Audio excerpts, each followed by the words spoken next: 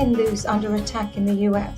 Last year, we saw so many incidences of assaults on Hindus and their temples, but now it seems that in a certain court case, the US government itself was involved. Namaste and welcome to Chithi Media. We're talking about the Cisco Caste case in California, and to help us understand what's been going on, we're joined by Pandit Satish Sharma ji and Richa Gautam ji. Panditji, as many of you will already know, is a British Hindu scholar, leader, writer, speaker, author, and has just come back from California. And Richa ji is the founder of castfile.com, an online news media platform, and she's also been part of the fact-finding team involved in the Cisco case. So both of them are uniquely positioned to give us their perspective on how this case has unfolded. Namaste, and welcome to both of you. Jai Shri Ram. A pleasure to be here, Richa ji, and also Navita ji. Thank you so much for the warm welcome. Yes, namaste, and namaste to your viewers. Thank you so much for the welcome. Great.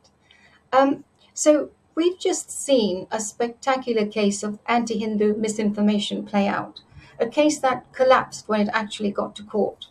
And the protagonist in this case was none other than the US government itself in the form of the Civil Rights Department.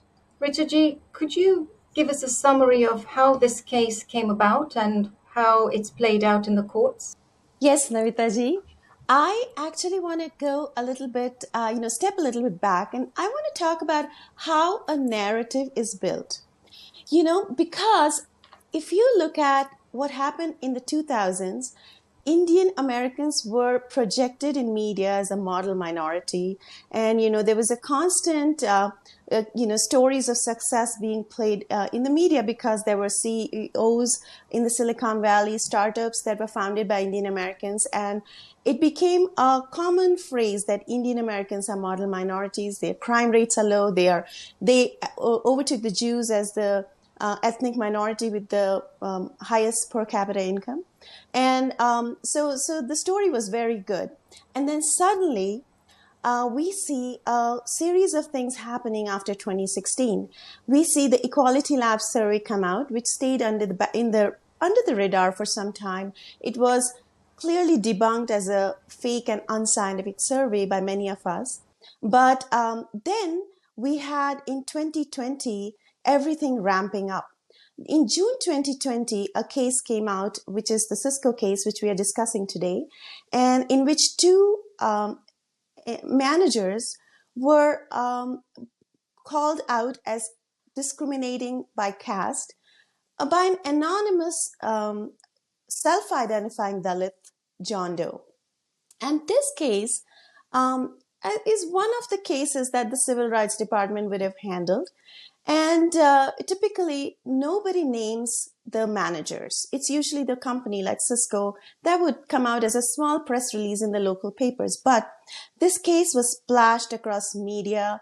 And as I counted, there were 53,000 mentions of caste in less than a year. And the papers are full of caste stories and how Indians are not the model minority that they are thought of, but they bring with them a dark, secret, which is the caste, and caste discrimination.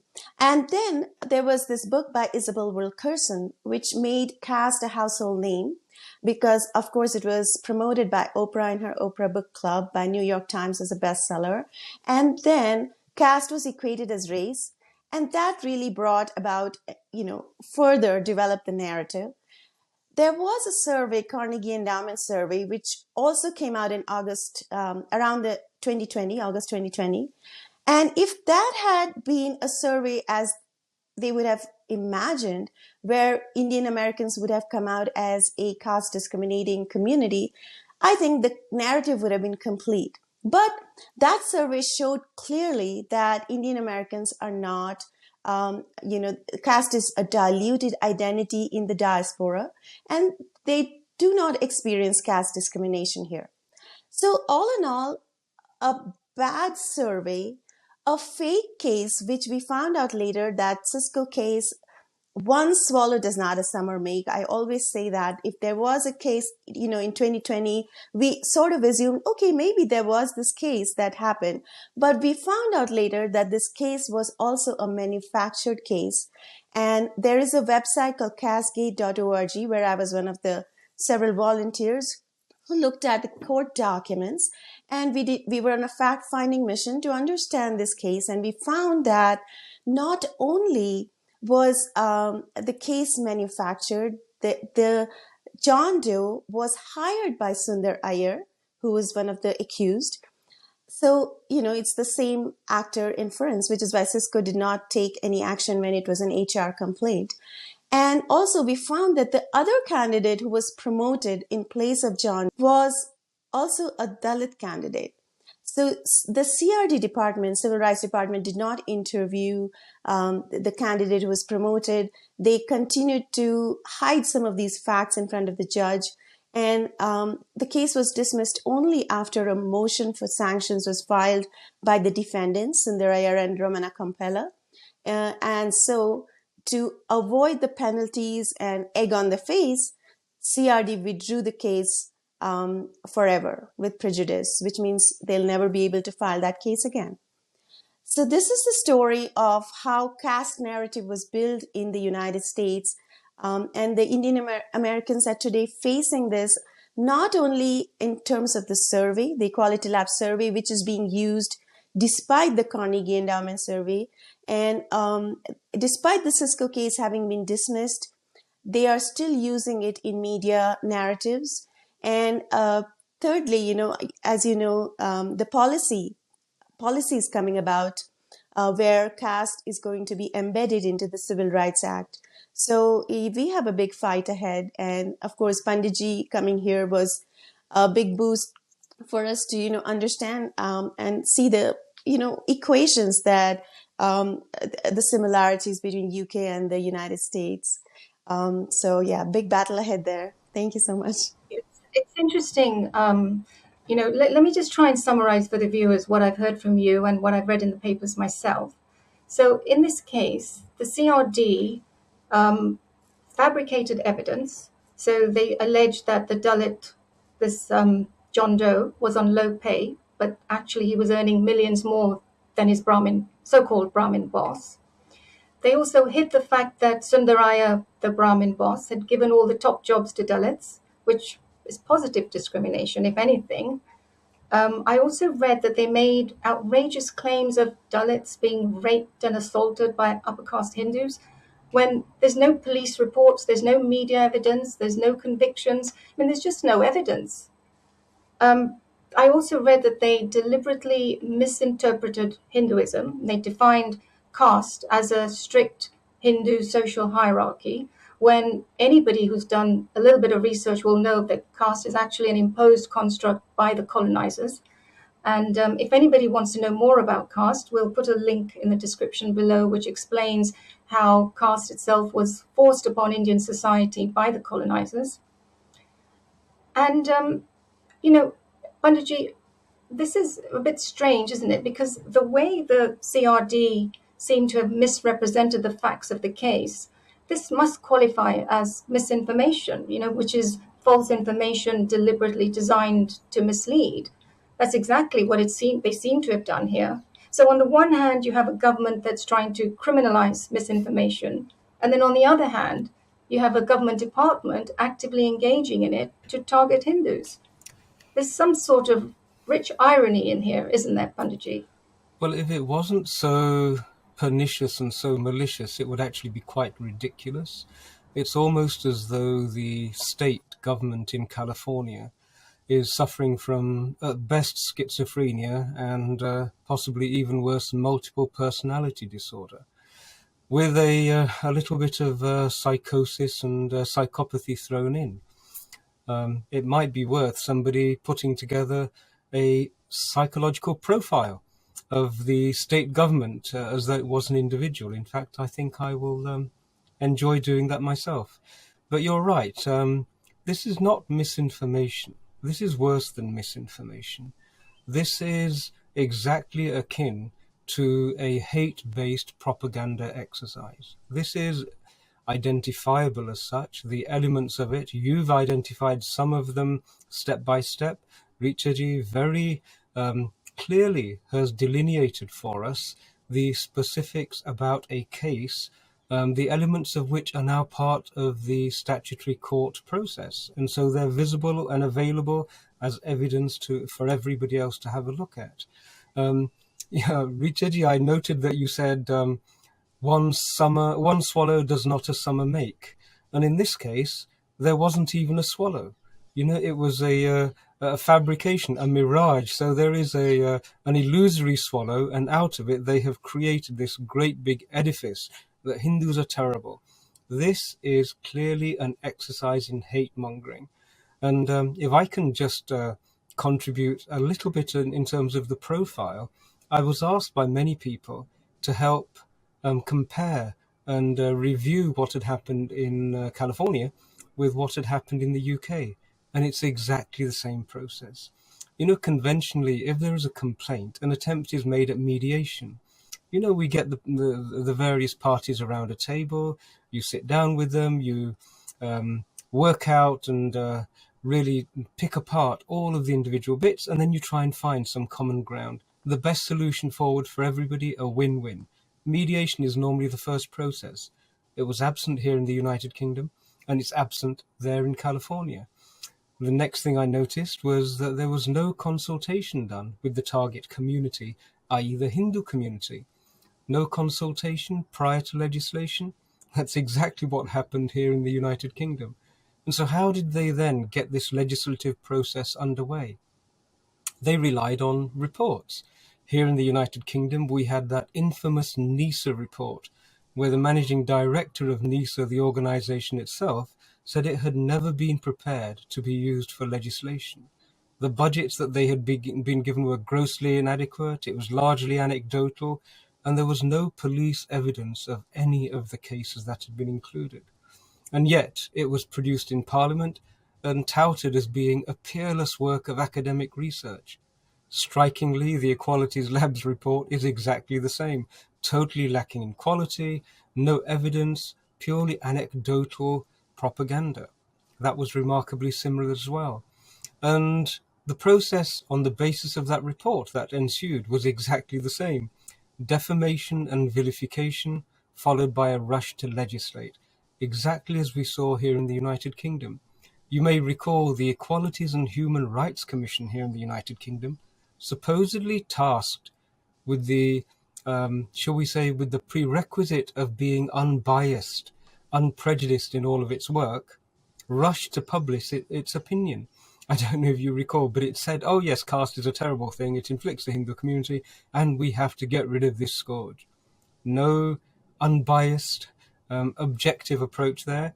And lo and behold, we have the Californian Civil Rights Department doing unbelievably, shall we say, an unbelievable acts of prejudice. On what basis and with what justification did they rush to announce the name of the defendant? Surely they should have been concerned that if we announce the name of this defendant, he will suffer a backlash. And yet what they did is they announced and broadcast his name, whilst at the same time asserting that the plaintiff's name needed to be protected because he would suffer a backlash. And in fact, there is no evidence to support the claim that he would suffer a backlash, nor that he has suffered a backlash. So you can see that the parallels are remarkable. And here in the United Kingdom, when it became apparent that this was an exercise in hate mongering, an exercise in seeding hatred and causing community conflict, the government of the day decided that no, on the basis of the evidence, there were no grounds for this legislation. And in fact, it would cause more problems than it has done, than it would do save anybody's rights if it were instituted. In the Californian case, I noticed this straight away, that in fact, what has already been done is a great deal of harm on the Hindu Indian community there, where their employees, they've already had their reputations irreparably tarnished, whether their children, they're already being vilified and isolated by their peers in schools. These are very real harms. And I think that as time progresses, and especially now that the CRD have dropped the case, there needs to be some element of restitution. There needs to be some element of bringing together the CRD and indeed the Hindu community and sitting down and working out what the cost of actually dealing with the trauma and the harm that has been inflicted is going to be. The Hindu community, I don't think, is going to just turn around, having suffered such vilification and defamation, and say, yes, it's all okay, we've had an apology, we now just carry on. I don't think that would be the way forward.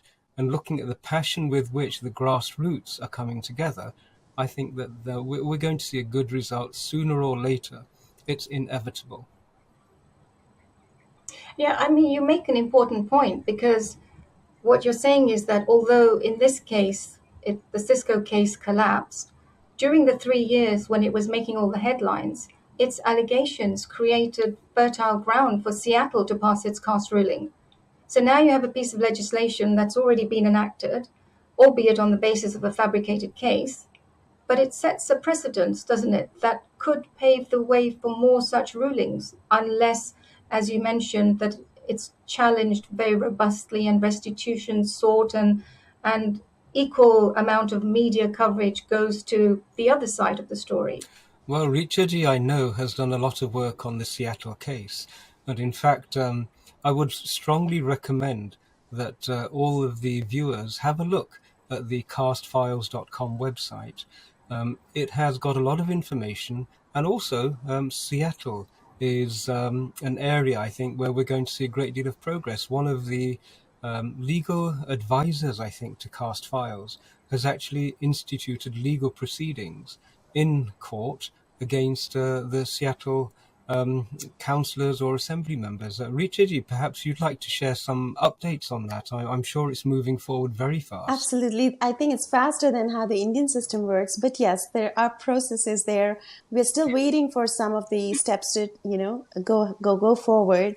But you're right. The one thing we can say is the Hindu community this time is not sitting down quietly, and we are putting up a strong resistance. We have seen much more active participation in Silicon Valley than even in Seattle, because I think people are aware now after Seattle, when the law was passed there, they realized that this is absolutely inimical, and it's absolutely preposterous even, because there are really no cases. And there were open statements by Shama Sawant, who was leading the case in Seattle, that she wants to target Hindu Americans, and there were Khalistani Sikhs who also made some such random comments. So obviously we do see that there is a rising Hinduphobia here, which we cannot ignore. When we saw the Dismantling Global Hindutva conference, I conducted a sentiment analysis using artificial intelligence tools.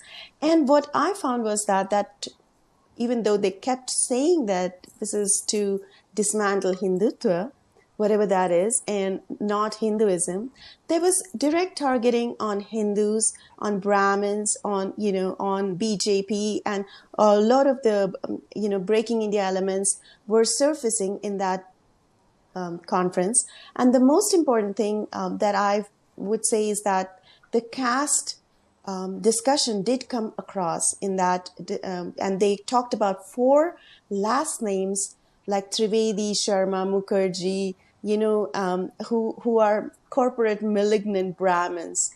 And recently I saw there was a social media tweet by a Salesforce executive who said, oh, if the last name is Desai, we don't know if we want to hire you. So this sort of thing is getting real. It's going to impact us if people are going to start targeting Indian Americans by their last names. I mean, what are we looking at? It reminds me of the Colonizers Criminal Tribes Act, where by the last name or by the tribe they belong to, there were people who were hunted down and, targeted as criminals. So definitely there's a huge backlash on the Hindu American community that has only started to begin in social media. And there have been researches done by a group in New Jersey, the Contagion Group, that absolutely sees a direct impact of social media, discussion and discourse on real world hate. And we're seeing that. We're seeing temples being vandalized. We're seeing slurs being cast in restaurants on Hindus or even on streets. We're seeing it in corporates. We're seeing it everywhere. So it's not something we can take lightly. And we are fighting it wherever we have to, even taking the legal recourse.